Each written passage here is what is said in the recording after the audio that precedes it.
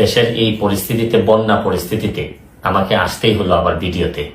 আমি সোশ্যাল মিডিয়ার মাধ্যমে যেভাবে দেখলাম যে এত পানি, বিশেষ করে আমি আমাদের এলাকায় দেখলাম যে 93 সালের পরে হবিগঞ্জে এত পানি খোয়াই নদীর উপরে কখনো হয়নি।